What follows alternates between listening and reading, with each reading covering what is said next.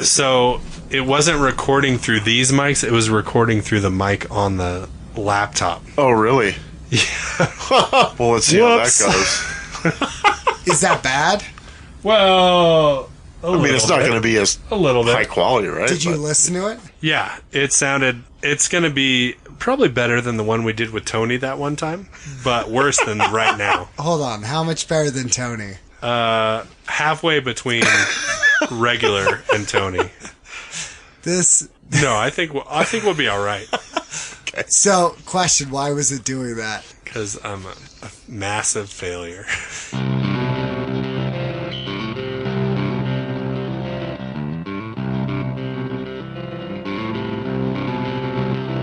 Welcome to Tales from the Ditch. We come to you now, the turning of the tide. For 2 months of, I don't know what Sean was doing, but I was doing kickboxing and drinking, and I don't know. Sean, were you doing anything? I did a lot of laying down, a lot of sitting. Riveting. Lap sitting. We're back. We got guests. We got 2 guests. So we got Sean's crippling depression and Clif. We got Hello. Clif from Reno City Welcome, Kickboxing. Clif. From Reno City Kickboxing. Shout out to RCK and Brennan Michler Yes. and his handsome ass. Right now, I'll bet you there is a room full of people, and he's showing them the art of Muay Thai. His butt looks like 2 buff hamsters fighting. He has a nice ass. He's a dad who has junk in the trunk, and I'm not sure why we discourage that in America. No, I will not yield the floor. Especially on men, Seth. Yes. You know, especially on men. I mean, you know what? If you have an ass and you work on it, you should be able to show it off. Enough with the sexy butt shaming. Okay. That's right. No, Clif. So Clif is from RCK. Great gym. We've had amazing people visit and train out there. Fighters, people who just want to get in shape. Clif is one of the guys who holds pads for me while I get angry. A joke we had was the elephant in the room when I put on 50 pounds because I was the elephant.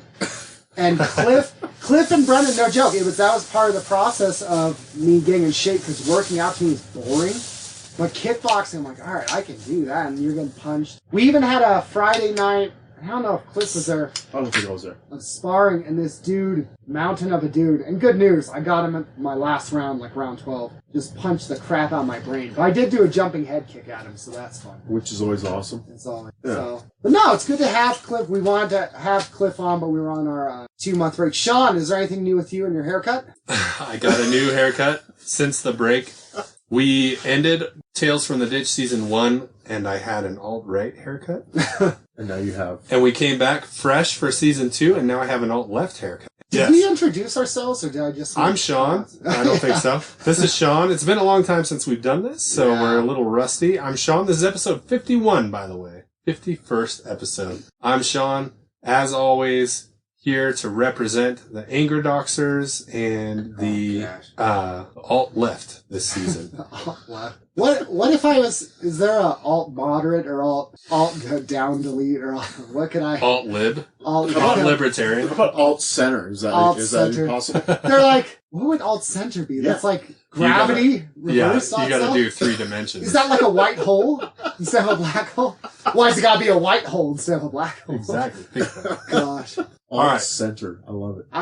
Cliff. Yes, sir. Go ahead. Hi, everyone. So, currently, you train individuals in how to fight at a kickboxing. Yes, Is sir. that That's correct. accurate? That's correct. But you're wearing a Krav Maga sweatshirt. I am. What's that about? Well, I'll tell you. And maybe even define Krav for those who don't know.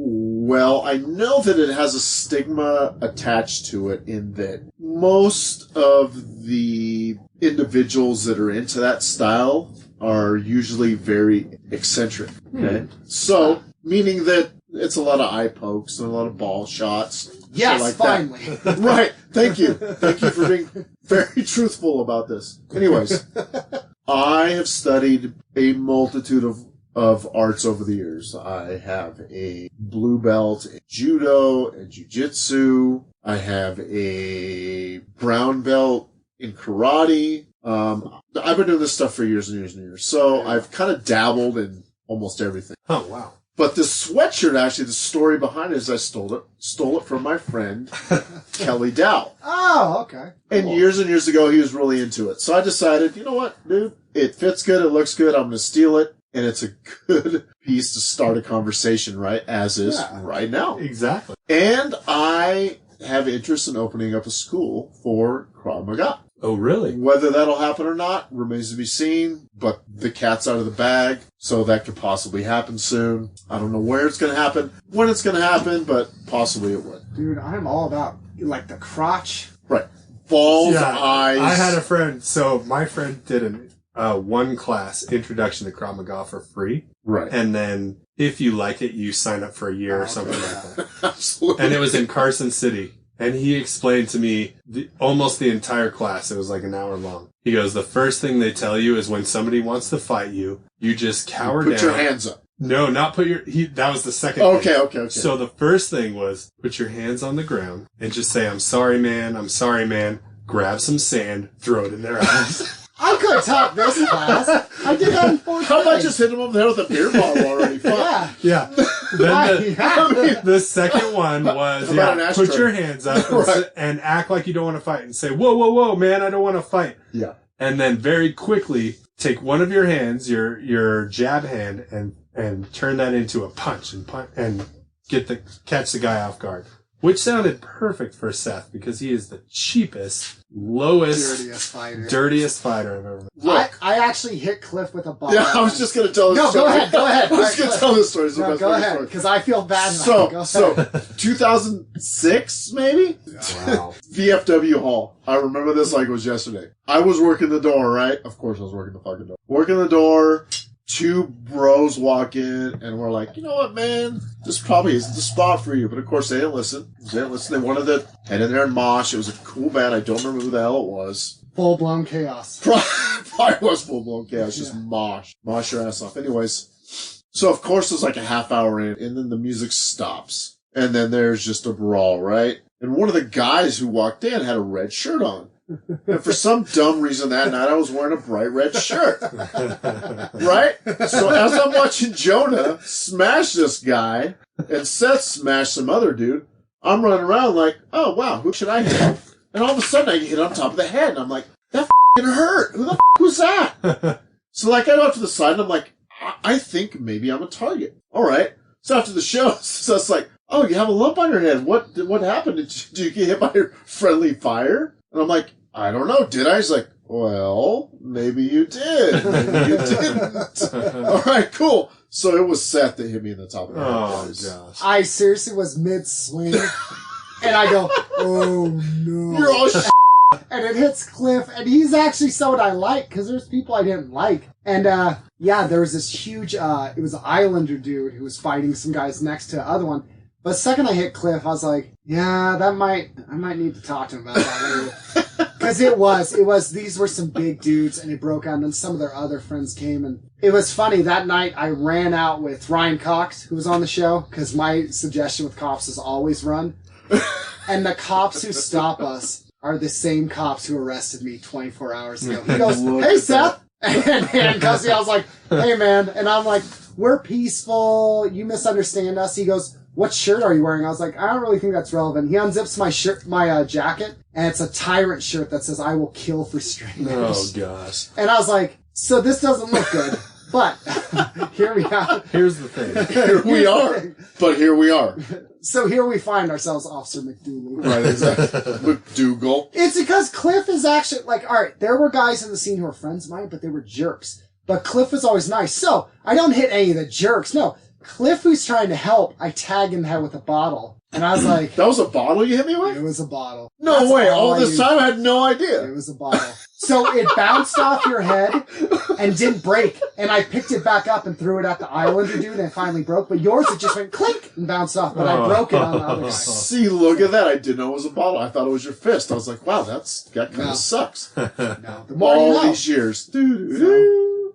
But I donated money to Bernie Sanders, so we're okay. We're good. Right? Does that make stuff right? No, that's fine. I don't know. Yes, all left. That The burn. crazy guy. Let's listen to the burn right now. Feel the burn. Feel that burn. Cliff, so I gotta ask you a question, because we asked Jake Oxaby, he's a guy who's fought before. Okay. He was on the show. And here's something, alright, I'm gonna ask it just because I don't think a lot of people get this. So you train in something where you're getting punched in the face, you're getting kicked in the leg. I mean, some people look at that and go, whoa, why would someone want to do that? You had a match recently where, like, guys are blitzing you and they're trying to fight. And I don't think people get this because they look at it and go, well, this isn't MMA, you got boxing gloves. Not realizing that Mike Tyson knocked people out with boxing gloves. You're getting hit with elbows, anyone in the audience, if you've been hit with an elbow, it sucks. It sucks. I don't care who you are. Why would you want to do a martial art or do kickboxing? Because, like, why would a human being want to show up and just get, hit? And you're sparring and you're training and it seems hard. Why not just sit at home, be lazy, and tweet at the president that you're mad about pie? I don't know. Something. I assume that's what people do. This is a good question. Yeah. This is a good question, and I'm sure it's been asked over the years with everybody that's had anything to do with anything like that. But I tell you what, I've done martial arts for years, and I hadn't actually been in a match for 20 years, probably. 20? Okay? 20 years. Jeez, I did wow. a tournament in SF in 2002 and the white belt division in Brazilian Jiu-Jitsu, and that was in San Francisco. Oh, BJJ, okay. BJJ, I did it years ago, and I lost to the guy that won the whole tournament. Yeah. But that's not a fight. Anybody that tells you that a BJJ match is a fight is full. I agree. And I know I'm going to get a lot of hate for this, but Yeah. I've done a lot, and let me tell you, He's gunning for you, Machado. I'm going to get your ass. Anyway, so it's not the same. But I don't know, like, I think that if I'm going to coach something, I should legitimately at least understand the process it takes to get there, right? Okay, So- fair enough. I told Brennan, I'm like, look, if you're going to have me coach, I at least should take a fight and participate in a fight. I'll participate in the camp, the training, the weight cutting, everything. I lost 30 pounds in 42 days. Wow. Jeez, Holy dude. crap. 30 pounds in 42 days. And I cut weight, and I trained my ass off for that. But you can't train hard enough. Getting hit in the face sucks ass. I don't care who you are. Yeah. And I've gotten hit quite a few times over the years. Yeah. Whether with bats or brass knuckles or fists, and it's never easier, right? It never is. So, but I knew that in order to lend legitimacy to what I was doing, I need to be able to understand what everyone's going through. So that's honestly the only reason why I did it. But now I'm like, wow, I fought a kid that was 19 years old and already had an MMA belt. All right. Whoa. I hear ya. Yeah, he already had an MMA belt. He's 19 years old, buff. I'm not buff. If you're looking at me right now, I'm chubby. And I'm old. Sexy. Sexy, chubby, He's Glistening. coming for you, Liam Neeson. fluffy. I'm coming for you. I am. Anyways, so yeah, I mean, I just thought that I needed to do it. And I knew I was going to fight some young kid. And he was tough and he hit me really hard. First time he hit me, I'm like, wow, I don't remember being hit this hard ever by anybody. Wow. Yeah. So I just had to like stand in and just do it. So, but now I have the itch again. But I mean, the reason why I did it was just because I had to lend legitimacy to me coaching someone. How can you really understand what they're going through if you've never done it, right? Sure. Absolutely. So Absolutely. I figured the only way to do it was at least take one fight. So I did. I didn't win. I didn't get smoked, but I mean, I still did it. So that didn't really answer your question, I guess. No. But I I think mean, it does. I mean, isn't that the important part? Is heart it's hard, right? more than Which talent you can't or skill teach. or You anything. can't Yeah. teach someone to persevere. Right. You Right. can't Yeah. teach that. And you know what? That's kind of all that matters. All that matters is that you don't quit. People quit all the time. And I've done that over the years. I mean, I'll be honest. The reason why I've been in and out of this stuff over the years is because I've quit. But when it came to RCK, Brennan really, really brought me on. And I mean, I've known him for years too. So he was like, you know what? You can do what you want to do. I'm never going to tell you can't. And you know what? Prior to this, none of them really were like, yeah, you can do it. Yeah, I'll get you a fight if you really want to fight. But Brennan really told me, he's like, dude, you're my old buddy. I'm doing it forever. Do it. Let's do it. But you still have to get hit in the face. You still got to do it. You still got to go through the weight cut. You still have to go through the process. And if you don't understand the process, then you can't coach someone, I feel, legitimately. And that's why I did it. Now, do I like getting hit in the face? I don't care anymore. I mean, I'm an old man now. It's just like everything else. You just start to understand that it's not that bad, right? Like, you understand that things you thought when you were young are bad, as you get older, they're not, right? They're just they're just not. They're not as bad as you thought they were. So here's the thing I've noticed too, because people go, I love what Willie would say. Willie, hey, if you get a chance, look him up, Willie Whipple. This dude can fight. He's tough as nails. I love the guy. He said, because here's the thing. The people who were most critical of me after my match were people who weren't fighters. They were people who never got in there. And I had guys say, man, I wish I could even try, but no, I'm too scared to, and I kind of regret I didn't. I don't have that regret. I got in there. Absolutely. Now, did I get really tired and take a nap in the middle of the ring? Yeah. But sure. The thing is this is why I remember Willie saying, Willie Whipple will fight anyone, anywhere. And this is what he said, records are for deeds. He's talking about wins or losses. He does it for him. He fights, he tests himself, he perseveres. He throws his knuckles when it hurts. He's throwing kicks when his shin is damaged. And there's a part of it, that perseverance to look back and go, I kept going. The first time I got knocked down, there's this little temptation of act like you're dizzy. No one will know. Right. Just say you're dizzy. Right. And I was like, no. And I was totally nervous, scared. He knocks me down second time. I'm like, all right, just don't get up. I was like, no. And I knew I wasn't doing well. But there was a part of me that was like, all right, I may be embarrassed. I may be like bothered by this. But I can't just fake like I'm down. And I'm sorry, like I trained, got in there, and fought a guy and got punched and hurt in front of a crowd of people. And there are some dudes who are too scared to ask a girl out that they like. Exactly. I don't regret it because I want my sons to know. It's like, no, like some of this, I can't live my whole life for other people. What if it's something I need to test in myself? I need to see with all the pain I've seen, all the suffering I've seen, I need to stand up and see, no, can I do this?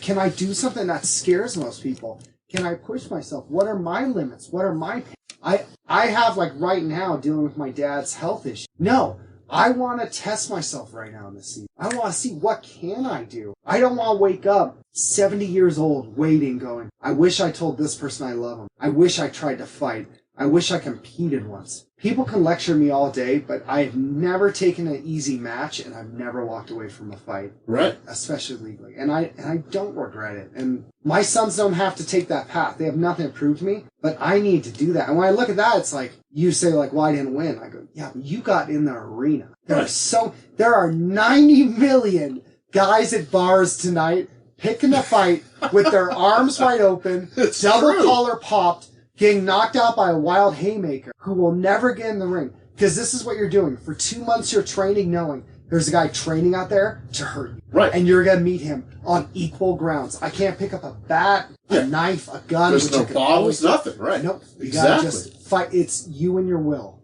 Exactly. It just... Oh. But there's something to be said for that. You're living your life. You know, you're doing what you want to do. Yes. You're testing yourself. And you know what? People that compete, I don't care what sport you're in, or people that want to achieve are people I look up to, you know? People that honestly give all that they have to everybody and put themselves out there.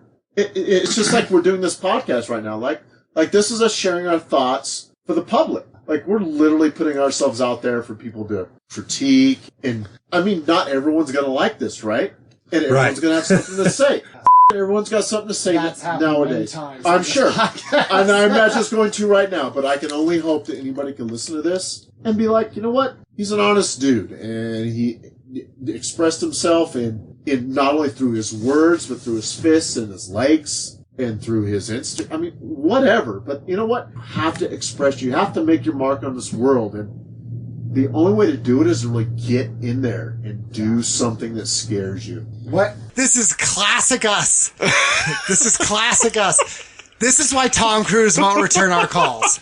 It's going to be better than the first episode. He has sideways teeth, dude. Have you looked at... I mean, I'm not trying to be like, really judgy right now, but maybe I am. You're going after a rich white guy. No one's going to be mad at you. Literally. Okay. I mean, like, I don't know if you've looked at him, but his nose and his 2 molars he's are like, what, 5'5"? I mean, come on. He's been in some iconic movies, but his teeth are sideways. Katie Holmes hates him now. Well, you know, maybe she needs to go for someone her age, I guess. Yeah, right? In Scientology years, he's only 5, though, so that's fine. Do you want me to keep going? We're good. Well, no, because you're not giving me any confidence, Sean. This looks like You look so doubtful of this. This is like... This is going to be good, dude. Come on. This is like when I got out of jail and said, am I, is it going to be all right? You're all, Hey, yeah. I've got to... Okay, dude. If All you right. think about it, like every song right now, the first 3 bars is like, it sounds like it's on an AM radio. It's like, and then it drops and goes, so we're just doing that with the podcast. No. Yeah, that's what. Dang it. That's the idea. This is why. All right. This is I sure why. like your blacklisted poster, though, I must say. Yeah. I like your blacklisted poster because they have some badass jams. Yeah. I've got a lot of controversial, like, that don't match posters. You do, but it's okay. There's one with the American flag and the You know guy's what? kneeling. Look, dude, I love America. I don't necessarily like the direction, but I still love America. Yeah. And you can never make me not love America. I support Croatia. Come at me, bro. I love Crow Cop. Yeah. Somewhere around here, I don't know where, there's a Donnybrook poster, and Seth always wanted me to take See it how down. cool? Didn't we years, fight Donnybrook once? Yeah, there's something with guns. That's Something why. with guns. Someone went over under at Donnybrook, didn't they? Yeah, there was Over under. There was something with guns. There was another time where we showed up to fight them, but me and 2 other guys, because the energy drinks, were puking in the parking lot, so I punched some random kid. Damn you, Seth. You're such a thug. You know what? No, we are going to continue. I will we're not good, yield we're the good. floor. All right, here's my question. Okay. So, Okay, for wait, that. question. Didn't we do a sound check? Yeah, we did a sound check, but I failed to do it in the right place. There was a picture of John Wayne Parr. If you guys don't know him, he's this awesome Australian kickboxer shared. And he was showing, like, one of the hardest parts is he's sitting in the locker room, gloves are on, hands are wrapped, and he's just waiting. He's already hit pads, so now everything is just waiting for his name to be called for the match. You're just sitting there like, okay, you're watching one guy, then your music comes on. And for me, the biggest part for me, besides a weight cut, which was terrible, that can just die. I Right. hate weight Well, cuts. exactly. But one of the hardest things for me was waiting there going, okay, this guy's done. Okay, this guy got KO'd. Okay, you're up in 2. The waiting going, and then they go, all right, Clif, you're up next. And you're like, oh. And it feels like, I don't know, when I was walking and my music coming out, suddenly I felt like alone. A little bit. Not like my coaches abandoned me, but they're right there while I'm going, I have to do this now. I have to compete. Right. I have to have this match. Right. And that was worse than any punch or kick. Like, he punched hard because my brain's getting knocked into my skull. But Sure. I feel I that. remember walking and I'm going, now it's up to me. Now I have to do this. And I feel like people should compete for just that moment that you have to face that. Because it does build something in your character to have to face that of, I have to do this now. I have to compete. I have to be the one to throw the punches and kicks. And I'm actually going against the guy. And people are yelling and there's noises and movement. The ref's coming in. And just...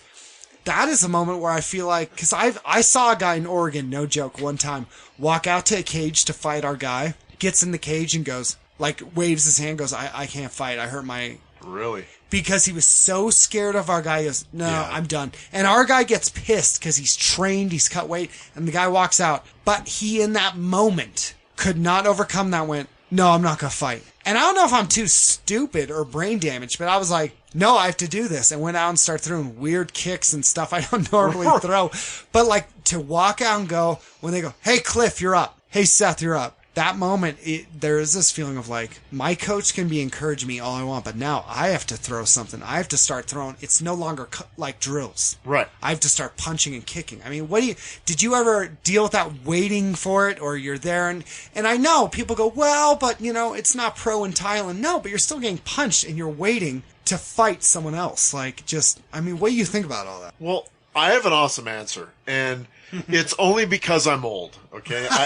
No, honestly, I think it's because this last time my age, I fought a guy that was 25 years younger than me, okay? So I think, honestly, the expectations of me were not high. Just the fact that I went in there was enough. But not for me, of course. I wanted to win. And I wanted the judges to think that I won. Moral victories aren't always the most important thing, right? But Right. for me at that time, maybe my coaches were there Brennan and Zach were both there at the time, and they both encouraged me to do what I needed to do. Now, like I said, I think at that point in time, not a lot of expectations were in there for me to win. I think I held my own. Yeah. And I did okay, but I think that just competing was good enough for everybody that maybe coached me to that point, right? Yeah. But I can see that happening. But like I said, being with the advanced age, if you want to say that I'm at, I mean, let's get serious. Like, there's not a lot of expectations for me. I mean,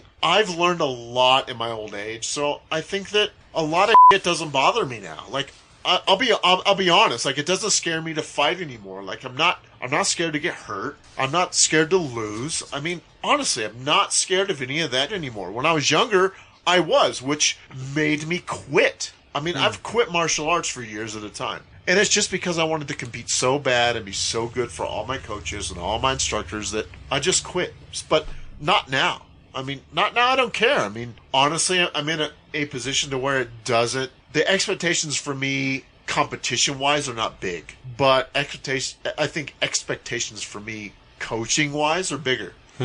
Yeah. But as long as the experience I get is good and it's rich and I can learn quite a bit, then, I mean, that's the best for what I do right now. So, I can understand that pressure, but the only pressure for me now is just to experience what's going on. It's not necessarily to win. A win for me is to make someone better than me, right? Wow. So, to teach. Right. That's like a fatherly instructor type thing, like seafood, sensei, all that. Professor! Yeah, us. Yeah. I'm sorry to everybody that has us to say os at every class, but we don't. I say ja because I'm Dutch. I know. Yeah. Yeah, there you go. Okay. That's the stuff. Hell yeah. So, but, I mean, I can understand that. There's a lot of pressure with fighters to perform. But I'm in a position where I don't necessarily have to perform. I just have to make people better. But I've already paid my dues, too. I mean, I've taken my licks. I've been punched in the face by the best people in this town for years. I mean, it's true. I've been choked out and punched out by the best people that are here. From 1994 till now, I've sparred and trained with everybody that's good. So I paid my dues. And I have to thank Brennan and Zach. Brennan for realizing that, and that, you know, this is my legacy right now, is to do that. But to that question, I mean, I can understand it's tough, but when you're younger, you don't know what to expect. But now I've been through so much that nothing really scares me anymore. Like, it doesn't frighten me. I can just turn it off. I can turn it off and compete, and then when I'm back, I'm back. I've been able to do that with my age. I have a follow-up to that. Sure. Okay, good. First, I just want to say, when you mentioned Brennan and Zach, you're talking about Brennan Mischler. Brennan Mischler. Look up his fights. The man. The one who started the gym, essentially. Absolutely. And Zach Bennell. Yes, sir. Right? It's Bennell? It's Bennell, who is you now could look with up another his gym. fights. Right. He's now with another gym, Right. but he also helped to start RCK, but yes, sir. He's moved on, but he has pretty amazing fights to watch as well. Absolutely a ton. Just if anybody's interested. Yes. Also, Yeah, he had a fight in Glory with He had a fight in Glory Pinto, with Antoine Pinto, who has almost 200 fights. who Antoine in Pinto has Thailand. fabulous hair. He's a handsome boy, and he speaks 3 languages. So, I don't so like if you him can now. hang with someone that can speak 3 languages, that has to be after a getting victory punched in the face. in itself, yes. That's crazy. Sacre bleu. So my follow-up question is, and this is, so I've never fought professionally. I've never fought amateurly. Sure. I've never fought in anything but You've the punched streets. guys who have shoved me, though. You I've sure have been- done Which is that. good for buddy. you, Sean. You I've have been to in- stick up for your friends. Yeah, exactly. I've been in schoolyard Which you have fights. done for me before, and I thank you. I appreciate There that. you go. Oh, yeah. I'm out there. Now, I don't think I could have done much. Doesn't I don't matter. have a lot of technique. You were I still need to there? go by RCK and Sean learn to actually once throw a stole punch. my ID from a crime scene. You can reach the rainbow, Sean. Sean, you're a man amongst... It was on yeah. Rob Drive at McQueen in 2005, and I will give all the witnesses who were there. I'm not really good at Muay Thai. I know Saget from Street Fighter. Who was an actual Sagat? Muay Thai practitioner. That was based off Yeah. a real Muay Thai fight. Right, based on totally. Muay Thai. He Yeah, okay. Okay. That's what I know about Right. Muay Thai, Right. and then judo. I know I've met a couple guys that showed me some hip tosses, Right. But for the most part, I'm really good at bed fighting, which is when you defend from a He bed. is 3-time champion. I have He would beat always say, Seth. Seth, attack me while I'm trying to sleep. And I'm all, Yeah, no, exactly. stop. I'm good at that. And then also Wookiee freestyle, I believe, is my other fight. That's true. I'm actually a Wookiee. Exactly. If I took my shirt off, you would know. Dude. All right, we should get together. We should develop this. That's what I'm saying. I know you want to do Krav Maga, but maybe I do. Wookiee freestyle is a Wookiee new thing. freestyle is It could be our Bruce Lee Hey. Jeet Kune Do thing. I'm down. Okay, so here was my follow-up question. all right. I just watched. So I'm an amateur. I have no idea how fighting goes. I'm the tourist, right? Okay. Especially when I watch fights. Go on. But I just watched The Fighter with Marky Wahlberg. Brandon and Mischler's Christian favorite Bale. movie. It's so good. It's back on Netflix again. It's Brandon really fun. doesn't like it Oh, at does he? all. Does- No, he doesn't. Because There's he feels probably- it portrays Irish Mickey Ward in kind of a weird way. Yeah. It The doesn't thing show is- his wang either. We're not seeing Mark Wahlberg's beef. The thing is yeah, it's like the funniest movie because it just has this kind of like lower class suburban Absolutely. Like Massachusetts white trash. lol like type of thing. I get And you. so it's super funny when I watch that because I'm like, oh my gosh, this reminds me of family stuff. Growing up, Forest yeah. Growing up, yeah. But yeah, and there's like fucking point. the heart and the warrior nature of Mickey Ward was probably not represented quite as well as I it agree. should have been. He was the But man. Still he is. said, yeah, he's so awesome. He said something in the movie, which I believe wasn't actually a Mickey Ward quote. That he talked about. He said, and this kind of plays out in the movie, but he said, when you're in there, everything, all the people that helped you and all the people that trained you and everything that went into getting you into the ring, nobody's there with you anymore. It's just you. And you can't ask for help from any of those people anymore. It's just you, and it's the most alone you ever feel, or something along those lines. And I thought it was really good. That's just how I because felt at was my like, 9th oh my birthday gosh. party. This is so true. So, Nailed it. Take that, Mom! and that's Huh? Mickey Ward, and Mickey Who's Ward. making money now? Mickey Ward was always almost 10 years older than the people he was fighting and everything. But here's my question for you, Cliff. Okay. And you don't have to answer this if you don't want to. But what, and maybe it's in the realm of fighting or maybe it's elsewhere, what does scare you now? Oh. What are you afraid of now? Ducks with razor blades. Just say it, Cliff. We know it. Anything that has a sharp edge, I think I'm scared of, yeah. See. But, I mean, let's get honest. Like, Yeah? I'm like you. I've battled depression and anxiety for Yeah. years, right? And, I mean, I think that's held me back a lot. And as recently as 2017, like 2 years ago on this day, like, it was really weird. Like, I woke up. It was funny. I know exactly when this happened. Like, I was living with Jonah, and I was at this girl's house, and it snowed, and it was on a Sunday night. And I had my old car, and I left her house, and it started snowing really hard, and she was on the other end of town. And I remember this plain as fucking day. I left her house because I'm like, wow, it's snowing. I should probably go home. So on the way home, white knuckling in my truck, going home, the anxiety and the panic hit me so hard. I don't know how I made it home. So I get home. Jonah's at home. I get in bed. I try to sleep. Can't sleep. Hey, Jonah, can you at least go with me so I can get to the fucking hospital? Go to the hospital. Eventually the hospital tells me you've had too much alcohol over the last month or so. So you're having withdrawals from alcohol. Wow. Okay, fine, that's cool. They offered me some antidepressants or something. Didn't take it. Well, I'll tell you what. Over the next 5.5 months, I woke up with panic attacks every day. Wow. Okay, and I felt like my mind. I literally felt like I wanted to run away from everything. Absolutely. And I don't know how I even made it through any of it. I have no fucking idea. What was the question again? What are you scared of? you're And you're already explaining it answering well, it. Now yeah, I'm you're doing a scared good because job. that sucks. Yeah, Panic. what if you what have does never scare had you? What a scares panic me, attack, okay. they're So you, terrible. I tell you you set what. it up saying you're not Right. scared of getting punched in the face. You're I'm not scared taking a of. fight. I'm scared of those anxiety attacks again. Like Ugh. going through that was literally the worst thing. And I've lost both my parents at a young age. I don't have any family around here except for you guys, except for my friends, which has always been. I mean, I think that's a common story for all of us. Yeah. Anybody that's a fighter, anybody that's been in the hardcore scene. I mean, even if you still have your family, you've never felt close with your family. So, I mean, Friends are your family, yeah. right, whatever. I'm not unique in that fact, right? So I'm not here to say that I'm unique, but I know that people that are listening to this, or people even in this room, understand, right? Yeah. They get it. So that was you. That was literally the Now thing. you sound like my dad. Thanks. I love vodka, though. Anyways, so that was the thing that scared me so much, was I don't want to ever experience that again. I mean, I'm not necessarily scared of death, but I'm scared of feeling like I'm dying, like not living my life. Thank you, yes. Which is why I don't care about getting hit. Yeah.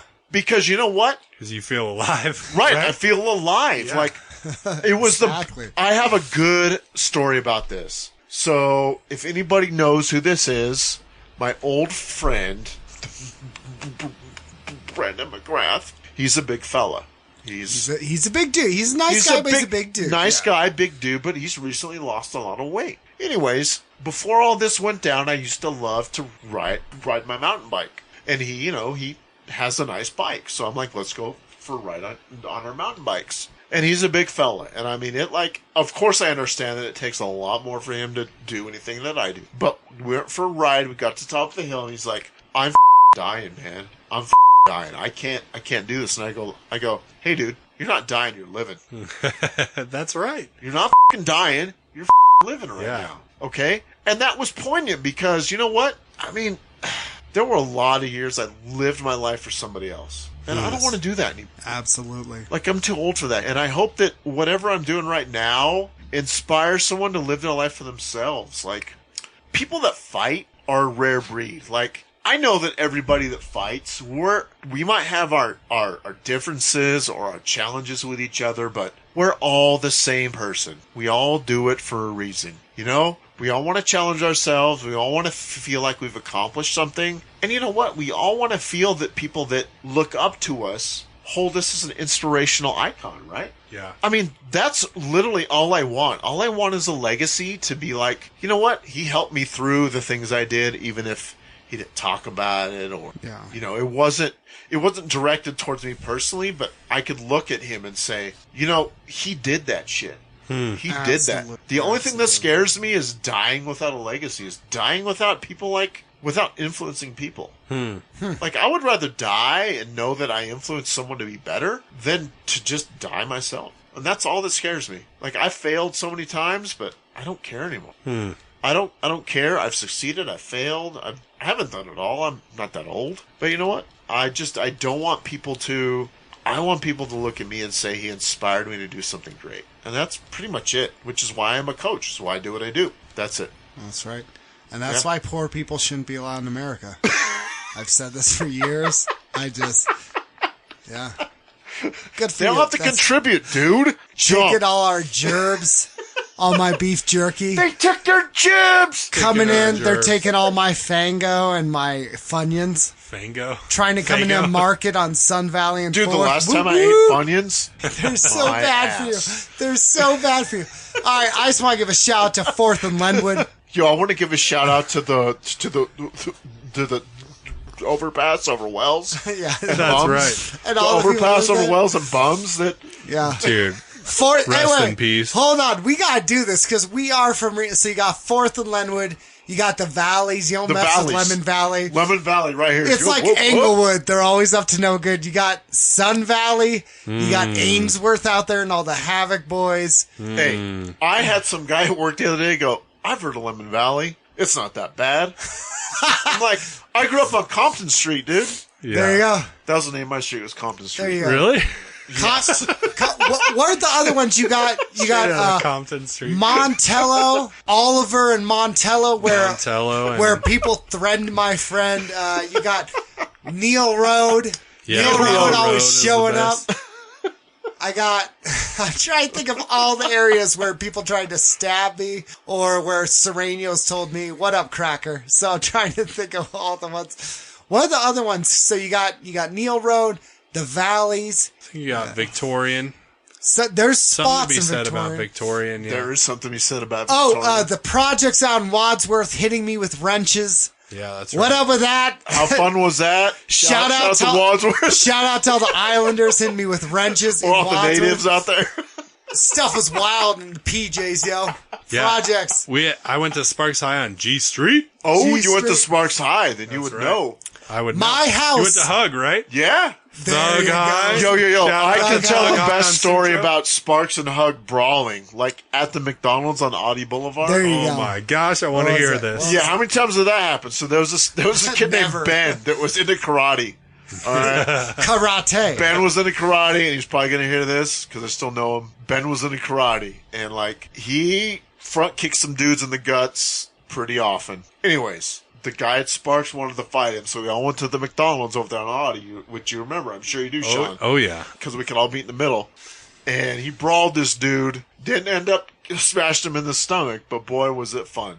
Anyways, once a week, dude. Once a week, Sparks and Hug at the Audi McDonald's. So which is still there. Which is right down the street, by the way. Yeah, that McDonald's is doing well. It's doing well. It's all nice now. It has like a little pen, a little playpen. My Right across house. the street from Paradise Park. Oh. Which is the- anything but Yeah, paradise. exactly. It's the worst. We used My- to feed the the ducks worst when I was a kid. Ainsworth told me a story about his friend getting shot. A guy, well, not a friend, but associate, who got shot 12 times there. So, 4th and Lenwood, where I lived, and Sean can back this up. This is factual. And my son asked me about this. My house does not exist on 4th and Lenwood anymore because they bulldozed it to Yeah. make a sound wall. Yeah. You told me that. And that's a It's great gone. fucking story. And I went there, and when I had to relieve myself, that's where I went because I hated that house and all the memories. 4th and Lenwood. And my neighbor, Jerome Washington, who Hey, I tried went to to... high school with him. You did? I think so. That because he tried to teach me how hotwire cars. He is a deacon now in his church, helping out. Which I just want to give a shout out to Black History Month for Morgan Freeman. He said Keep it that he didn't want 1 month. He wanted the whole year. He doesn't right. just American want history. a piece. He wants the whole pork chop. The whole was it blood in, blood out? Was he? I want your chon-chons. I want all of it. I want your plastic leg. I want. The power. Feel the power of La Raza. La raza. I love they're like, hey, I got this comb from a guy. That means I should murder you. They go, seems legit. No way you could replicate a comb. You've It's described, a comb. You described the movie the best, though. Is like there's so many problems in urban society, and so many problems with gangs, so many problems with fatherless children that can all be solved by dancing at the end of the movie for 4 minutes, and then just going to credits. This is for Cliff and Sean. All right, so question. Okay. I remember the first time I got called white trash, and they also called me a slur for gay people because I couldn't afford hair dye, so I used food coloring. Now, I beat the brakes off that kid after he punched me 10 times. Sean was like, but, Beat the brakes off is the best saying in the world dude, ever. 7 shades of crap. No, it was this kid, I'll say his name, Taylor, and we just held each other's shirts and punched each other. But have you fight? ever, based on class, because this is a fun one, because rich and poor people love each other, you ever had a dude say, hey, white trash, or say something about where you lived, and then you're like, all right, well, now I'm going to have to kill you. So, anything, Sean, I mean, I don't know if you ever got called white trash. You hung out with me, so I assumed you did because I was trashy. That's the best motivation for fighting, I feel like. Because they're You- some dumb rich. No, go You ahead. know me. I'm ranting. I can't amp myself up very well. Yeah, but So I can. I have to have some type of like moral outrage. To You be able don't go to fight over. 0 to 100 like I do. Yeah. Yeah. And so when somebody calls me poor or says that I'm trashy or calls me white trash, all of a sudden that's everything I need to fight a guy. Yeah. And I love that ability. It's almost like a superpower. It's almost is. like taking a shot of adrenaline because then I'm like, oh, I can fight now. It's like Popeye and all the weight goes to my forearms and I'm Yes. ready to fight. And so, yeah, I've definitely had that. I think you were there were you there this one time? You sure they weren't calling me scum and trying to pee on me? Was it? You sure it was you? No, I think we were. Because I was a scum. We were right up the street at Lena Juniper Elementary. Then I was there. Hanging out, and it was somebody we knows. I'm just going to say his name, Kevin. It was his cousin. Don't ever bring up that name again. It was his up, Kevin? cousins. His cousins were in town, staying with Kevin, and so we were all hanging out. And I don't know what we were doing, but I was at Lena Juniper trying to be cool, and it was like during the summer. So there was Lena Juniper is an elementary school. Right. There was no kids there or anything. We were on the property hanging out during summer. I was trying to... They have these balance beams at Lena Juniper, and I was trying to board slide them on my skateboard. I never got good at my skateboard. I'm still to this day not good at skateboarding, but I was still trying. And at one point, somebody said that I never had the ability to get good at skateboarding because I was too busy being poor white trash. Do you remember that? Were you there for this, Seth? Oh, yeah. Well, they said something like, "I'm surprised you can even afford that skateboard." Yeah, and I went, if the audience can't see, I'm backing away now subtly in a sexily manner. They said something, and I went, "Oh, we're gonna punch these guys." Everything you do is like seductive. So sexy. I remember this guy saying, "What do you want to do? Fight about it?" And I was like, "Yes, sir, I do." Yes, I challenge you to fisticuffs. Richie Rich, how about I smack you? I will beat you with your butler. And I remember he came up and he just did all these body shots and punched me in the gut like 20 times really fast. Yeah, like great. And I was like, oh, that hurt. And I wiped away a tear. And I remember I just started like windmill punching him. Yes, it was beautiful. And I don't remember what his name was, but... his name was the one who lost. Yeah. Because he didn't turn his hips. That's what you get. Hey, whoever you are working in a factory now because your dad didn't get you a job. That's what you get. You and R, huh? Guess what? I have a criminal record. Oh, I don't have a criminal record. It's sealed. It's clear now. Sealed? It's clear. Guess what? I did not get a degree. I make more money than you, I guarantee. But have fun at your dad's law firm who probably cheated on your mom. Let me say how proud I am of you. Thank you are a free man. I don't have to claim it. It's You clear. don't. Dude. Beautiful. Dude, and you still got to beat people up. How wonderful is that? Isn't America just Because glorious? most of those people deserved it. I'm gonna real. say yes. Well, most of those people deserved it. Yeah. And They looked at the me one wrong other way. thing, the reason that I think Roseanne was such a good show, Malcolm in the Middle was such a good show, and there was a few others that I can't remember the names Working. of. Working was a good show. What was the show with Christopher Titus? I didn't even like Christopher Titus. It was called Titus. Titus, It was just yeah. called Titus. like a weird all looking those fella. shows about He's white an trash interesting people. dude, man. I'm just like, yes, I get this. I embrace this. It makes me feel good because other people are experiencing my Can I bring up a prison fact? Sure. Okay, so 13. Well, because you brought up poor white people, so I have to bring up prison. Right. Because here's the Right. thing. I'm gonna say something people don't like. We have the same masters trying to destroy us. Actually, that won't be popular. I don't care. So the big thing that came out was the 13th Amendment. That was a Netflix Right, show. yeah. It was good. Here's the thing where it's accurate, and another thing where it's not basing all facts. It says, in these federal prisons, it's overwhelmingly black. True. Here's the problem. Prisons, only about 15% of them or 20% are federal. The rest are state. Even when you say... Oh, really? Even when you say private prisons, true. When you take the drug war, there actually was a guy from the Nixon administration who said, we started the drug war to target poor white people, anti-war protesters, and black people. He said that. But that's federal crimes. Only like 10, maybe more, 15% of prisons are federal. The other 85% are state. Even private, which are scum. Look at private prisons. They're like, they have lobbyists trying to get stricter laws so they can make money. They're totally corrupt. Maybe 4% prisons. The bulk of prisons Really? are state. Yeah, we have 2 state prisons And here. here's the thing they don't want to talk about. With state prisons, the bulk of them, here's the overwhelming majority. Yes, there's a ton of black people. Yes, ton of Latino and white. Here's the overwhelming majority in state prisons.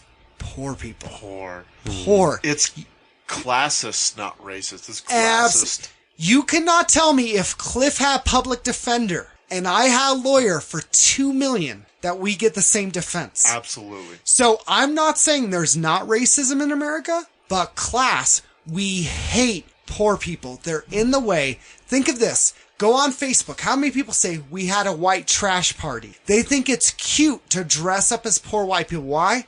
Because they're not quite white. Here's the thing. Irish people at one point were not considered white. Neither were Italian. Yeah. Why? They're not our type of white. I am totally, dude, I've had friends who were people of color who got treated like crap. Totally. I'll own that. Like, Cliff's probably seen, there are neo-Nazis. Well, I went to hug. I fought plenty of skinheads. Yeah, there's Nazis. I mean, yeah. Let's get real. Yeah. Those are the people I fought at shows were skinheads. You have guys, and they're open. They're open about it. No. But you can chew gum and talk at the same time. Like, we can walk and chew gum. I can say, yeah, they're Nazis, and also say, we don't like poor. And here's the thing. It's easy. Watch TV. Oh, those dumb rednecks. Oh, those dumb white trash. Here's the thing. I can say cracker. People think it's funny. Because poor white people have always been seen as subhuman. When you look at, I think it's eugenics. I'm trying to remember, like. Yeah, that's right. It wasn't just, everyone thinks the abortion debate. It wasn't just that. It was making poor white people not able to reproduce. And we don't want to admit that. The thing is, poor people are in the way. Because you know why? Because we'd have to get messy. We'd have to get into there and actually suffer and say, oh, I'm sorry you're dealing with this. We do not like, if you look in prisons, overwhelmingly poor. So the 13th on Netflix, it's not wrong in some aspects. Because it says, well, federal prisons, it's overwhelmingly black. Okay. But prisons are not overwhelmingly federal. So that's the thing. And this isn't a diss on her. Her name is Alexander. She's a brilliant, smart person. But she's looking in her context. John M. Perkins, civil rights activist, the last thing he said before he quit as a pastor, he said, I wish I'd spoke up more for poor white people. Because here's the thing. You have trailer parks in the South where poor white people and black people are hanging out together. And here's the frustrating thing. People much richer than them are saying, hey, that black person who's poor, they're the reason you're poor. Oh, totally. That makes sense. The person who's dirt poor is the reason you're dirt poor. Well, they're taking your job and money. Why are they dirt poor? 4th and Lenwood, Jerome and I live side by side, and we both had the same issues, same problems, and we're looking going, why is it we're not like the other kids? So class, it's classist. I agree. It's classist. I say totally. Address the race. Let's address it. Like, humans are humans. But at some point, we're going to have to admit that in America, we don't like poor people. We think they're. We've never. Yeah. I've heard so many people talk down on Lemon Valley, Sun Valley, Neil Road like they're less than human when those people are going to their jobs every day and go, oh, they're a janitor. Yeah, someone has to clean the place. Someone has to clean. Or, oh, they built the hospital. Yeah, someone had to build the hospital. I've had times where my knuckles were tired because I went from my bouncer job to custodian. Someone had to do that. But yeah, and it's not. That's media these days. Absolutely. Media these days is divisive, and you know what? I think that I've had the opportunity to know a lot of people on both sides of the ball. Absolutely. Because I've worked in the power sports industry, and the people that predominantly work in the power sports industry, and the people that come to a power sports shop, are people that have some expendable income, right? Like, you're not going to be able to afford a side-by-side or an ATV if you don't have money to spend, right? Yeah, that is so true. Like, let's get real. Like, I mean, those are straight toys. I mean, no one needs a side-by-side unless you're a farmer. And even if you do, you need like a cheap one. I mean, doesn't have to be one that's got a big engine in it or is hella racy, right?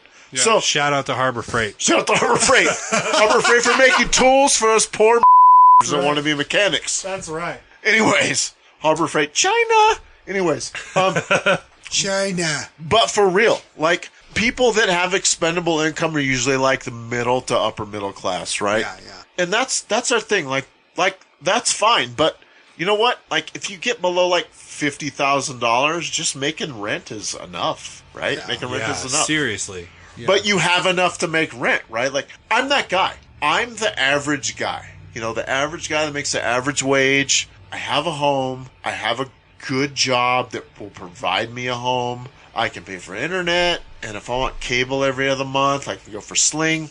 Whatever I want to do. Yes. The only reason why I'm still training at RCK is because, like, I don't have to pay for it because I coach. Yeah. But I'm like one warning away from being fired, right? So if I get fired, I have to go for jobs like $15 an hour. And if I make $15 an hour, I don't have what I have. Yeah. All right. So it's a class war. It's a class war because people don't get that we need to come together and like understand that we're all in the same game, right? But it's media. Media wants to bring us farther from everybody else. And Absolutely. I mean, and I have so many people that I think today, I'm trying to remember what the story was. Like, I think the story was, man, there's been so many stories lately about right and left when honestly it's got to be only every 5 seconds. No, that's what I'm saying. Like, it's got to be more towards center, right? There's not black and white doesn't work anymore, right? Yeah. Black and white doesn't work because it's not, and I mean black and white into like one side or the other. It's how dare you try to be reasonable, Cliff? What's your problem?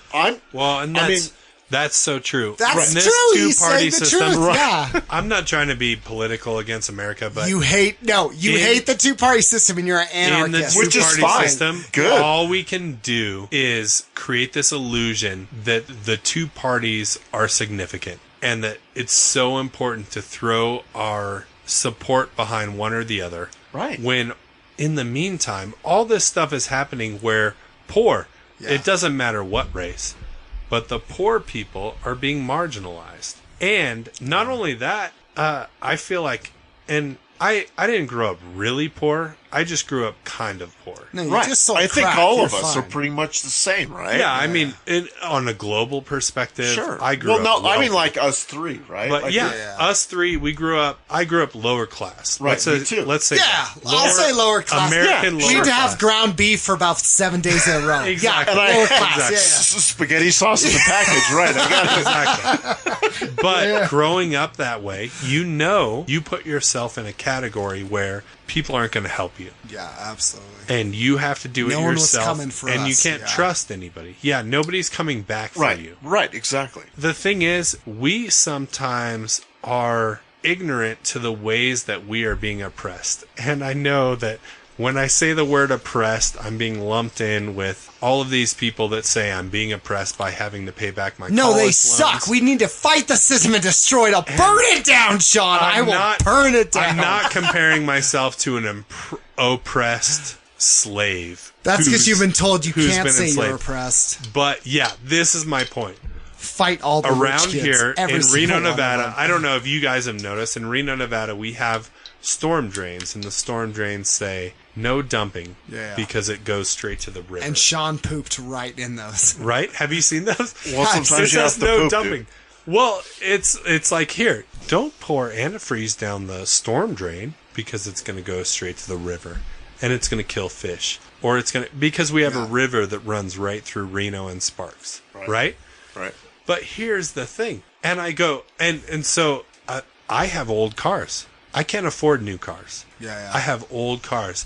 There you go. Very often, I have to flush the radiator. I have to clean out the heater core. I have to put the hose backwards on the heater core. You don't want to pay $400 out. for someone to unplug something for you and watch a drain while they're on Facebook? What do you do? What? What do you do with all that antifreeze? Because you know the dogs and the cats, they love because antifreeze. it costs $20 to throw away $5 worth of antifreeze. Exactly. You can't get rid of the antifreeze. So what do? You put it down the drain, but then you see the drain thing that says, hey, don't dump, leads to river. And the poor people sentiment, and this is poor in the perspective of being an American, but still, the poor perspective is, oh man, I don't want to pollute the river. I'm going to somehow figure out a way to do the right thing and have this 5-gallon bucket that turns into a 10-gallon case that turns into 18 5-gallon buckets, and I still haven't disposed of this properly because I don't know where to get rid of it because I don't want to put it down the storm drain. When the reality is, the municipality that created the sewer system that leads to the river, it's their responsibility. Why did they put it to the river? Yeah. Why did they make it lead to the river? Because they don't give a They They made it lead to the river They don't because they passed on the cost of disposing of this stuff to the poor people, not the wealthy people. The wealthy people don't have to worry about it because they Well, can at least take it to only wherever. rich people die in war. It's always rich people who die in wars. It makes no, me no, so that's good. In So why Iraq, do we- it was all millionaires' kids, and the poor Oh, people absolutely. taken care of, and we valued them, and we told them they were human. Absolutely, you're right. And making a murderer. His first case, where he was falsely accused, his public defender got him off. Oh, wait, no, she didn't. The public defender didn't get him off at all, and no one gave him a documentary till he got a $500,000 a year defender. Exactly. No one gave him a documentary until he had money. Exactly. Because here's the answer. Okay, so I'm going to say this. I don't care. I've said this in sermons. Here's the thing. When he has public defender, he was a white trash guy, and they said, yeah, he's probably a pervert. That's it. That's all he was. Suddenly, he gets a $500,000 or more defender, and they go, documentary.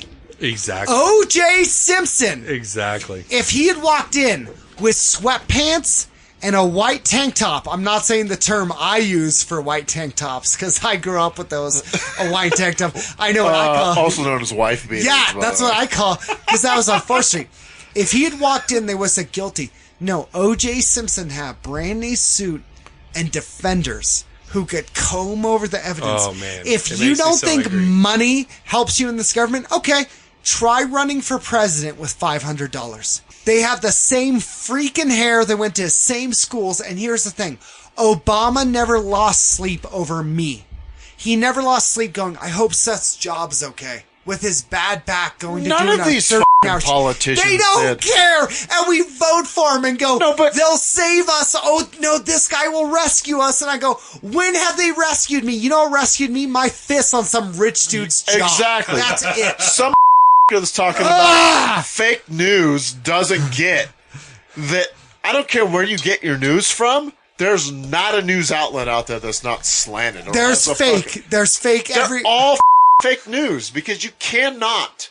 It's impossible to get your news from somebody who does not have a slanted image of what they're reporting. So Absolutely we're true. agreed white people should die. No? Oh, sorry. Everybody I misread, should die. I misread the situation. I'm sorry, guys. Hey, Just come actually- to the gym and train. That's all I care. Actually, I can reel this back in real quick. Cliff. Yes, sir. At RCK, Yes, sir. here's my understanding. Okay. Is there's this amateur level that some people have where they've never been to a class before. Sure. They've watched The Departed, right? I'm the They've guy who watched- does this Moving job. out to You must be the other Boston. guy. Oh. They've watched Rocky, Okay. and they've watched Raging Never Bull? Back Down. No, they've watched don't- those three Why movies. would you bring that up? And, Raging Bull, there's MMA so movie, much. dude. and they watch every UFC, and they everything. think they know how fighting works. And you right? stab him. And then you have a second class of people who go and maybe take an introductory class, Yeah, yeah. or maybe take a 6-week or a 9-week, or maybe even sign up for like a year membership at a gym Sure. that does something like Muay Thai, All right. or maybe jujitsu, or maybe just self-defense. Right. Not one of the weird, kind of like No, I get you. put your keys. Yeah, I wasn't going to say it. But Some non-applicable shit on the street. yeah, right, I but gotcha. they do something.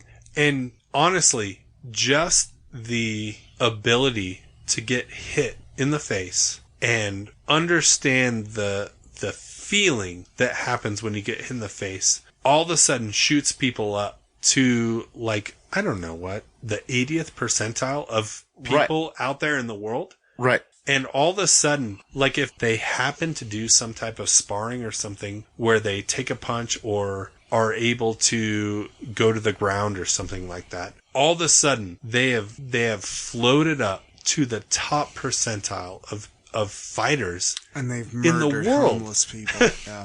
And that's crazy because you have people who haven't experienced that, who are... invited Seth. Why are you friends with me? This is 25 have years. people- I've been trying to make you Think give about up on me. What are you doing? Seth, there's a picture out there of us together. You remember on MySpace? Yeah. The iconic one where I'm staring at you and everyone said like, dude, Seth, you should fight him. Yeah. Remember that picture? Where's that? I heard there's my Where was this? No, that's No, true. it's like an iconic picture, dude. Back when you did bulletin posts, all my bulletin posts were like, selling my gun, meet me on 7th Street. Yeah. Here's my top 8. Okay. I left your top 8 several times, and I was so Because you frustrated. deserved it. That's your fault, How buddy, dare you. pal. So, I know where you're going with this, Sean. I know where you're going with this, okay? So, look, let's get real. Like, most people don't want to get punched in the face, right? Yeah, exactly. Right. I mean, honestly, like, I still don't. Yeah, it's not But, fun. it's a necessary evil, right? Yeah. But on the street, you can't train for everything because you have so many variables on the street. You have, I mean, look, I'm looking at your anchor right there. Like, maybe some guy's going to throw the anchor at me.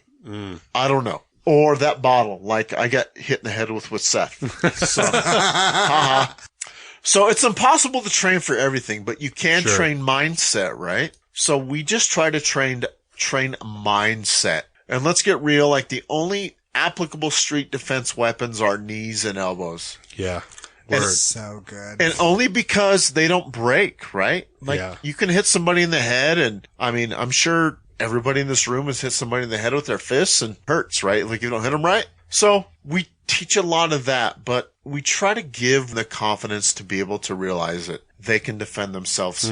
They can defend themselves, basically, right? So, street combat is not comfortable. That's true. I mean, let's get real. Yeah, I mean, no one that's absolutely. ever been to a street fight ever has been comfortable. It's chaos and it sucks. But at least if you can learn something that is ingrained in you that you can use when you need it, when it's there, that's what we try to teach. Plus, Muay Thai is fun. I mean, Muay Thai is awesome because there's a sporting element to it. And maybe someone that's athletic and might want to fight, might want to move up to the regular co-ed class, and maybe after the co-ed class they want to go fight, which there's fights everywhere. There's fights. a lot. Seth knows there's fights every weekend almost. You I'm can go trying to everywhere. get a fight. Yeah, Right. I would say this. If you're at a bar, all right, put up your hands, duck your chin. Yeah, tuck your chin. If you tuck your chin, our audience can't see, so I look super sexy. Put up your hands, tuck your chin, and you go, whoa, I don't have an issue, guy. He goes, oh man, I'm gonna get in your face. He's raising his hands. All right. So when you headbutt, don't do it like Robin Williams. You take your head, it's more like a torpedo, dive it into his nose.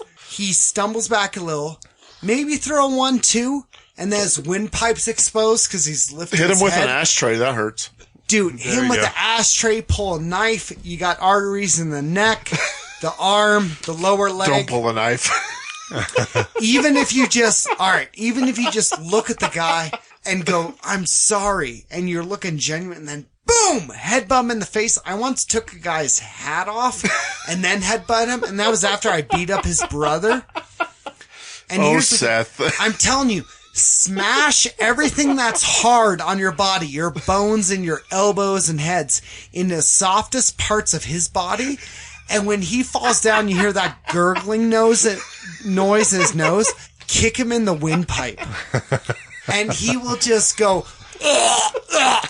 and you're doing that. Or this, here's the thing, say you do have a knife. Don't just stab like The Shining. Throw a jab and then stab in his lung and you puncture it. And then he's there's dying. a reason why in prison They dies. stab 20 times. Yeah.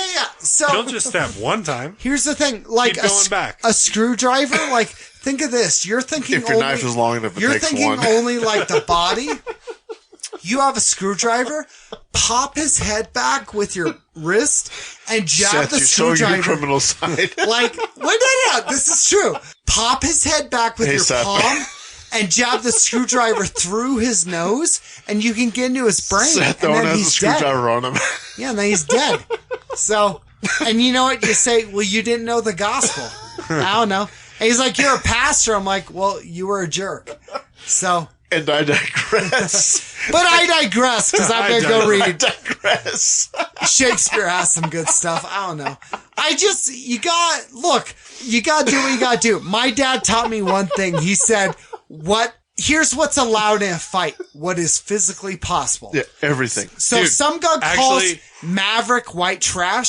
You need to grab him by nose, jam that screwdriver. Wait, where do I That's so get true. the screwdriver? I don't even You have have I a don't know. Craftsman All right, toolbox. here, look, I'm showing you. All right. The Knife. truest thing- There's a knife right here. You jab it up at the nose, get in there, their brain is done. No. And I will think fight you at a competition with rules. you bring up a good point, though. Do and this I? was Why brought are up- you enabling No, me? I'm a not terrible enabling person. you, but I'm just saying this. The best quote, I'm or so one bad. of the best quotes for fighting I've ever heard was Is it was by in- Morgan Freeman? no, it was in Audience, I love Seth and Sean. By the way, it was in Pirates of the Caribbean. That's where I stole that from. Don't worry. That's where I took it from. He goes, "Oh, this wouldn't be honorable to do this." He Yeah, goes, piss off. He goes, the only thing that matters in a fight is what you can and can't do. that's what I'm saying.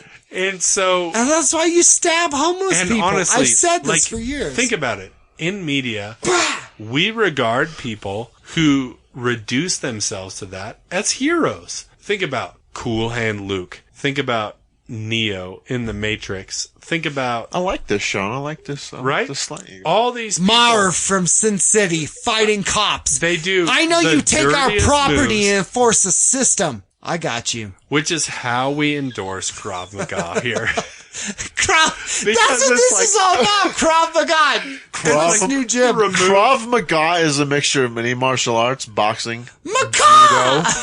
Krav Maga. and sand in the eyes.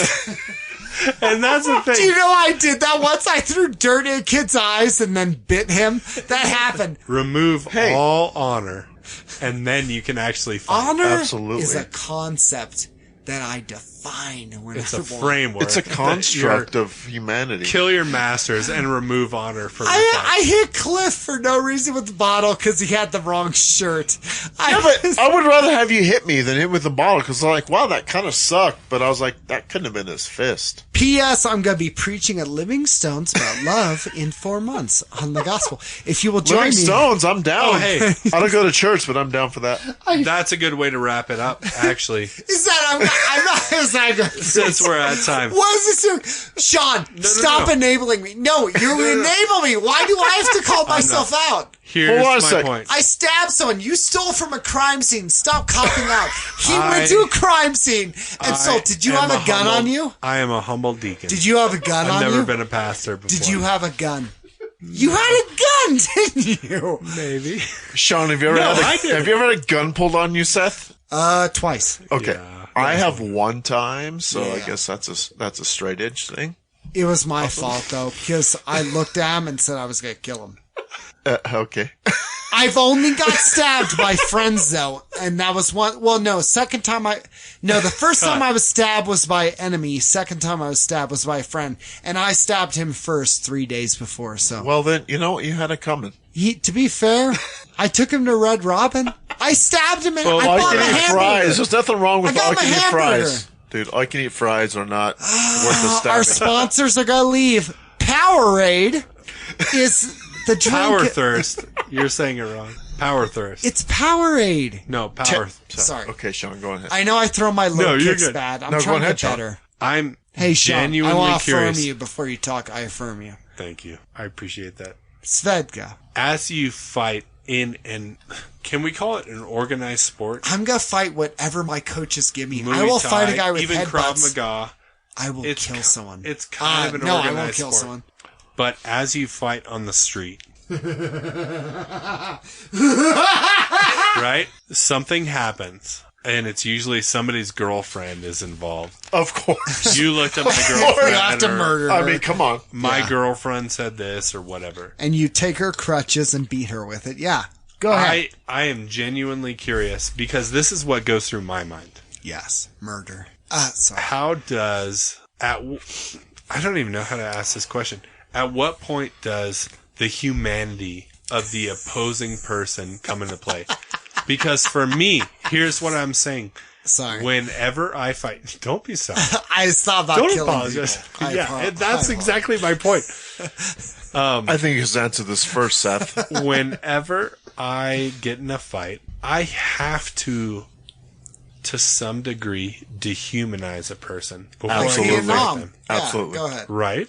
Yes. I have to say, you are a bad person, and I have a moral obligation to fight. And that's, to some degree, a weakness of mine, because I can't amp myself up to be able to get in a fight with Isn't somebody. it because But you're a good person and don't hate humanity? I'm gonna say it's also a strength of mine, Yeah. because I value a person's humanity before I see them as maybe an object for me to gain some type of pride or something like that. I don't know. But I'm curious, because both of you have Cliff is gonna have an tendencies that answer, I've never okay. had to go in RCK, Reno State Kickboxing on Instagram. Women's classes. to Feminism.